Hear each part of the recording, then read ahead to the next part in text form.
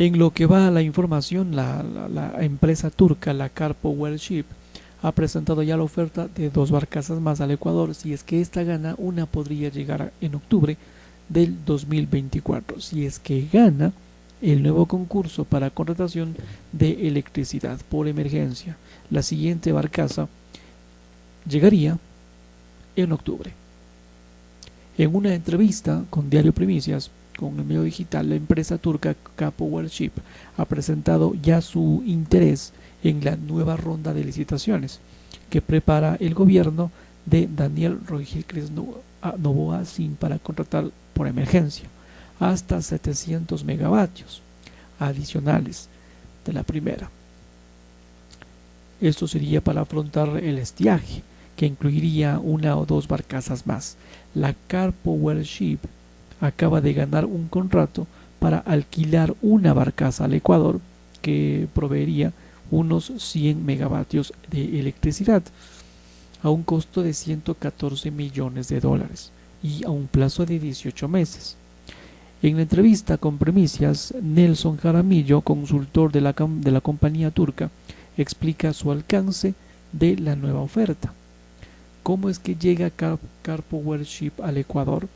Y responde: la primera introducción de la Carpo Ship al país surge en un primer contacto que hizo la embajada turca con el Ministerio de Energía. En aquel entonces su titular era Fernando Santos Albite, pero luego, ya en medio de una situación de emergencia, se comenzarían a hacer sondeos de mercado y a empresas como esta se les iría pidiendo información relevante sobre precios, equipos, costos fijos y costos variables. Así fue como empezó el proceso, que ha durado varios años. Lo que pasaría en cada año que llegaba el estiaje, se buscaba soluciones urgentes, entre comillas, pero luego se empezaba a llover y se pensaba que esto no iba a ser necesario. Bueno, confiados en Diosito. Nunca se tomó la decisión en firme mientras la crisis se ahondaba. La siguiente pregunta: ¿pero cómo es posible que la barcaza haya zarpado rumbo al país sin que antes se lanzara siquiera el concurso, como se mostraron los sistemas internacionales de monitoreo? Y responde frente a esto que el barco estuvo listo en el astillero después de pasar por un proceso de conversión de 2 años. No fue un proceso corto, fue más bien creado observándose la energía que iría a ser necesaria en esta parte del mundo. Por tanto, el buque zarparía con un destino declarado para Ecuador, pero en cualquier momento esta podría haber cambiado su rumbo hacia México, Honduras, Guatemala o cualquier parte del mundo. Increíble. Declarar el destino no es algo definitivo para, dice, la entrega de energía en firme.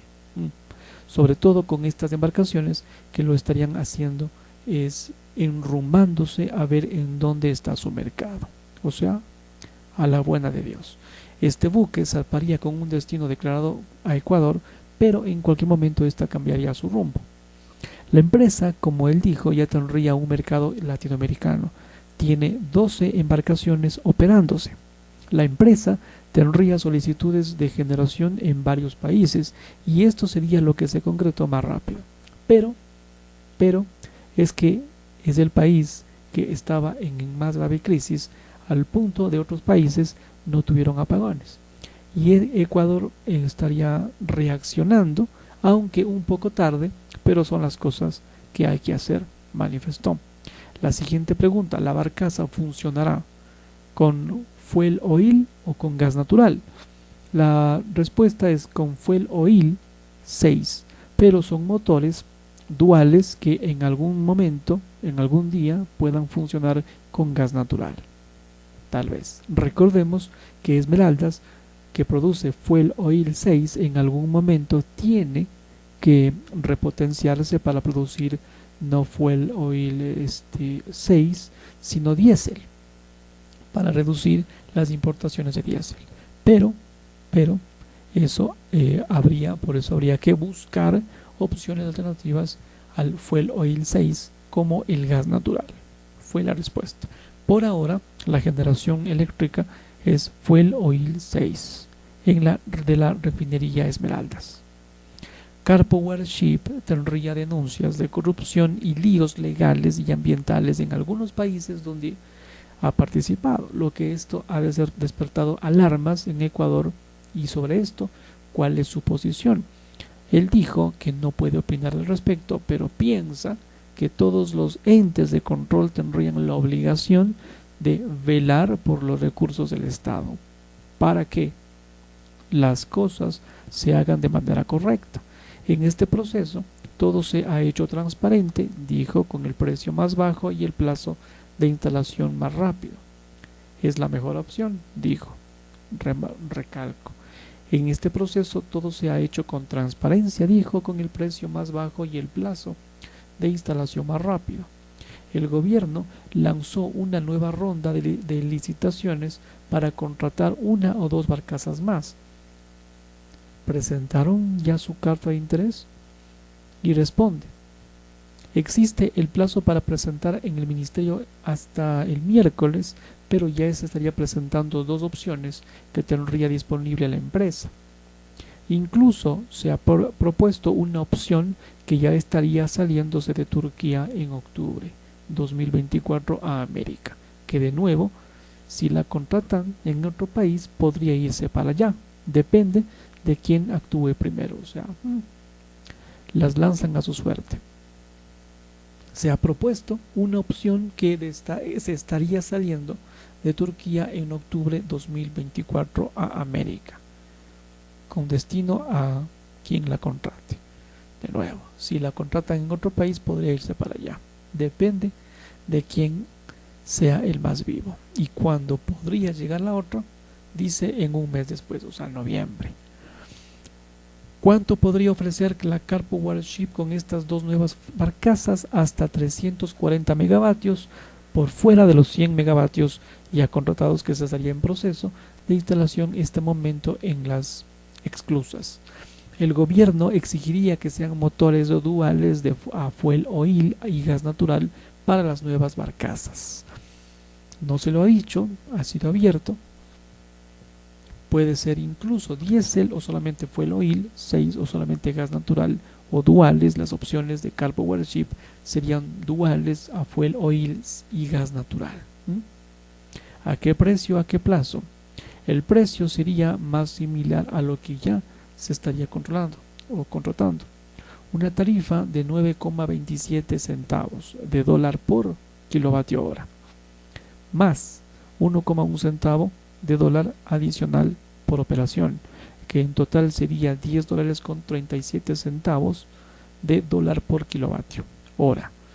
De ahí vendría un costo de combustible que le correspondería a Holding Estatal Selec, que está de acuerdo con el tarifario de Petroecuador, que es de 3,4 o 3,5 centavos de dólar por kilovatio hora.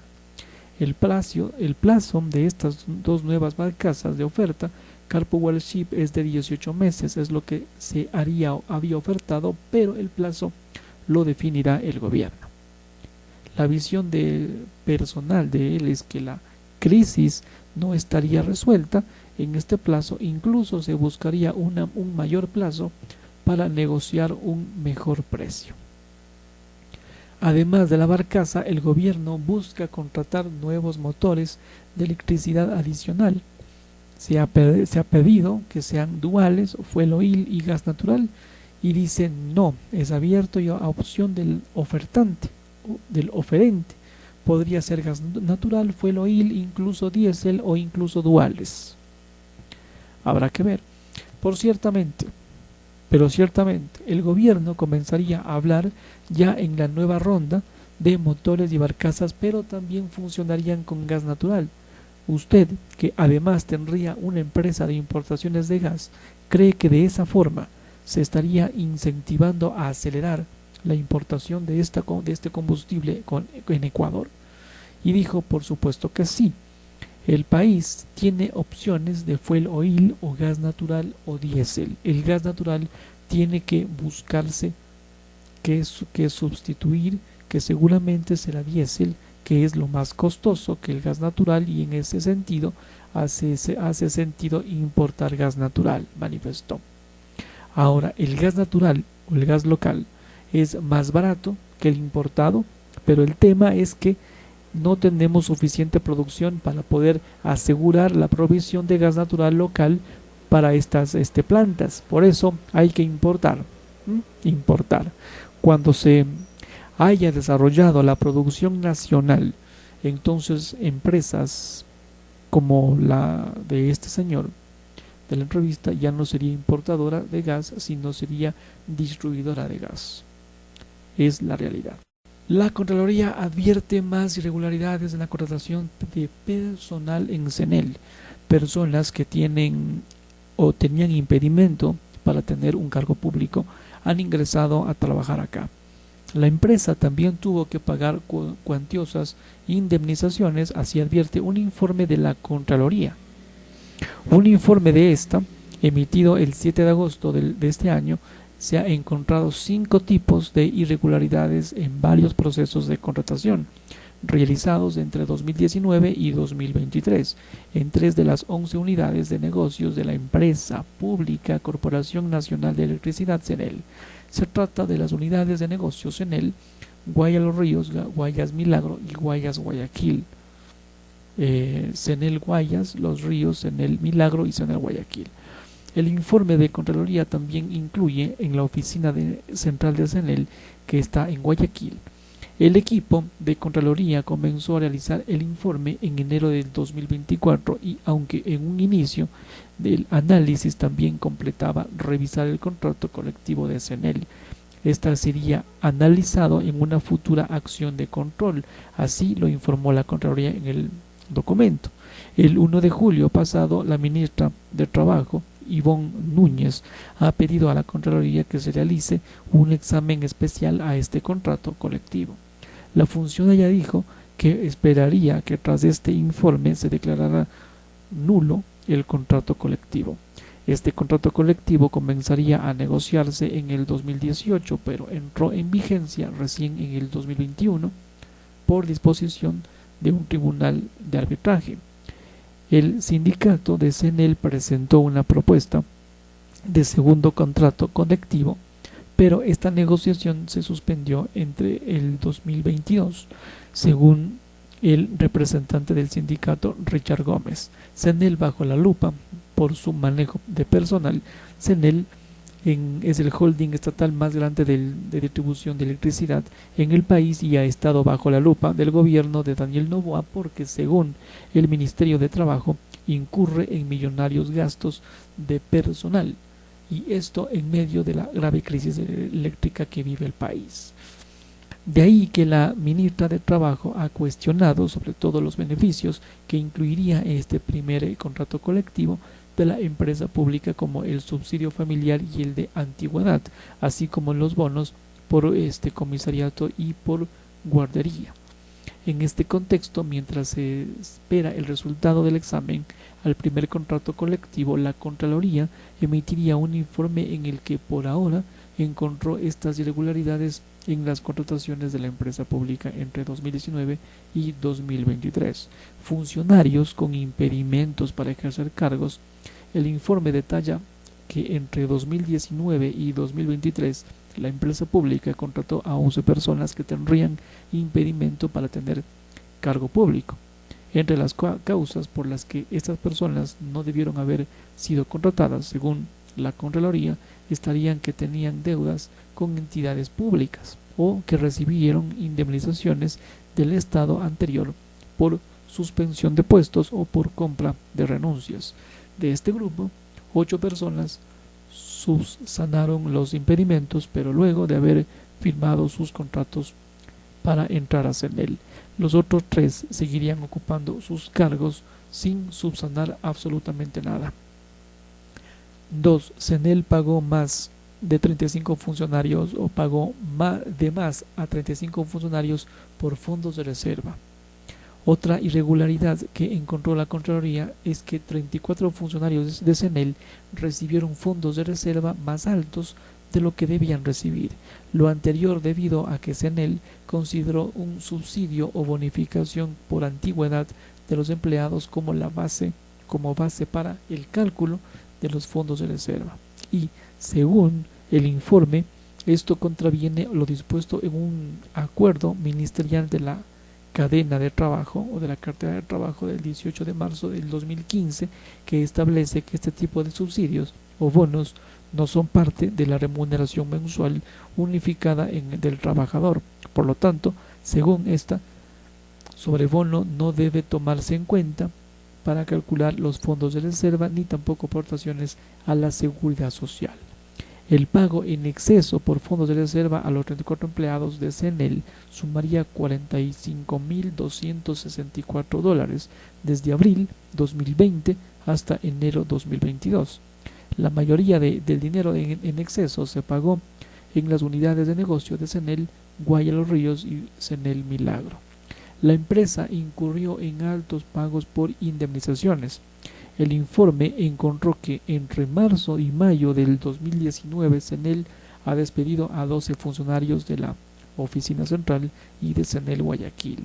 De estos, 10 empleados estarían contratados bajo el régimen de la Ley de Empresas Públicas, es decir, se consideraban servidores públicos, y los otros 2 estaban contratados bajo el régimen del Código de Trabajo y gozaban de beneficios del contrato colectivo. Los despidos de estos trabajadores de CNEL se dieron luego de que la entonces coordinadora de la empresa pública, EMCO, envió un memorando a Holding Eléctrico en febrero del 2019 solicitando que se realice una reducción del 10% del personal en el marco de estas políticas de austeridad y debido a la situación económica por la que pasa el país. Sin embargo, la Contraloría menciona que estos despidos se dieron sin motivación respecto de salvaguardar sus derechos a la seguridad jurídica y al trabajo. De ahí que estos 12 exfuncionarios interpusieron acciones de protección contra la empresa pública por vulneración a sus derechos constitucionales. Como resultado, jueces dispusieron reparaciones económicas por 498.933 dólares para los ex empleados y además de que se los reintegre a sus puestos de trabajo. Quien ejercía como gerente de CNEL en aquel momento de los despidos argumentó a la Contraloría que estas acciones de protección han sido impugnadas mediante acciones extraordinarias de protección en curso y deberían ser modificadas y rechazadas por la Corte. Irregularidades en los procesos de contratación. El organismo de control también encontró irregularidades en los documentos que debían presentarse en los procesos de contratación de personal de CNEL y estas irregularidades se dieron en contratos por servicios ocasionales y encargos de libre remoción. Así es que los expedientes de 5 funcionarios no se han encontrado documentación que la sustente o justifique los servicios profesionales que prestan, descritos en la hoja de vida. Uno de los empleados de talento humano observados en el informe argumentó que no es necesario el certificado laboral para funcionarios de libre remoción, sino solamente para trabajadores de la planta. No obstante, el informe de Contraloría detalla que la normativa interna de CNEL especifica que sí es un requisito para este tipo de contratos. Además, en 6 contrataciones, según la Contraloría, no se ha encontrado la certificación presupuestaria para el pago de estos funcionarios conforme lo dispone la resolución sobre las normas internas de la Administración de Talento Humano de CNEL. Las escalas salariales. Contraloría además encontró que la aprobación de las escalas salariales que CNEL estaba aplicando desde el 2016 se dio sin la presentación al directorio de la empresa, como la dispone la ley de las empresas públicas en el artículo 17. La empresa pública tiene una escala salarial de 15 escalafones de salarios que van desde $726 hasta $5.000. Esto es lo que ganaría el gobierno con el arriendo o alquiler de inmuebles y espacios improductivos. Durante el primer semestre del 2024, la Secretaría Técnica Inmobiliaria utilizó 1.032 locales y bienes inmuebles para monetizarlos y generó más de $500.000 en ingresos. La Secretaría Técnica de Gestión Inmobiliaria del sector público inmobiliario tiene bajo su control más de 5.200 bienes inmuebles y aprovecha centenares de ellos para generar ingresos bajo las modalidades de arriendo o alquiler. Podría tratarse de locales y espacios dentro de los inmuebles públicos que administra la entidad o también inmuebles enteros, locales comerciales, bodegas, oficinas, etc. Tenemos además ya hasta espacios publicitarios que han heredado con los años. En el caso de la figura del alquiler, se trata de un contrato por un tiempo máximo de un año, aunque usualmente es por días y se cobra de acuerdo a un tarifario público conforme al tiempo y metraje del uso. En muchos casos se trata de artesanos que buscan un lugar temporal para vender sus productos, explica así Pamela Álvarez, subsecretaria de la Administración de Bienes. Mientras que la diferencia con el arriendo es que este se refiere a contratos de 2 años o más de vigencia y se llevaría a cabo a través del servicio de contratación pública CERCOP, donde el interesado o la interesada con la mejor oferta se quedaría con el contrato. Por lo tanto, la cantidad y tipo de inmuebles que se monetizan cambiarían constantemente. Sin embargo, durante el primer semestre de este año, Inmobiliar ha recaudado $549.729 y aunque estos ingresos se han depositado en una cuenta de la entidad, pasarían inmediatamente a formar parte de los recursos del Estado. Los más rentables de la lista serían 56 transitorios que Inmobiliar ha logrado monetizar con contratos de arrendamiento. Se trata de 39 locales comerciales, 6 bodegas, 3 oficinas y 3 terrenos, 2 espacios publicitarios y una casa, un departamento y hasta una capilla. El 76% estarían ubicados en Quito, los demás en Ambato, Guayaquil, Ibarra y Salinas. De todos ellos, los más caros serían los terrenos ubicados en la capital, que se arriendan por alrededor de $13.800 y $25.500 mensuales. ¡Wow! Mientras tanto, el arriendo de espacios y locales dentro de parques públicos, centros de atención ciudadana, puertos y edificios no representan tantos ingresos. Entre los 49 que estarían en la lista del primer semestre de este año, apenas recaudaron $59.133. A esto se sumarían también aquellos que Inmobiliar mantendría bajo su custodia temporal por tener un origen delictivo y cuyos dueños estarían enfrentándose procesos judiciales, especialmente por cohecho, lavado de activos y narcotráfico. De momento, 64 de ellos estarían siendo arrendados. Además, entre la diversidad de obligaciones y responsabilidades que tendría la Secretaría Técnica se encuentran también los servicios portuarios y de facilidades pesqueras, que también cuentan con un tarifario y cambiarían de localidad en localidad, de acuerdo a sus particularidades. Entre estas actividades estarían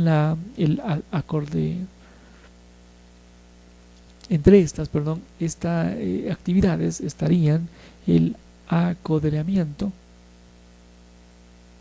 o ataque, abastecimiento, uso de grúas, ingresos vehiculares, usos de muelles, ocupación de espacios, entre otros.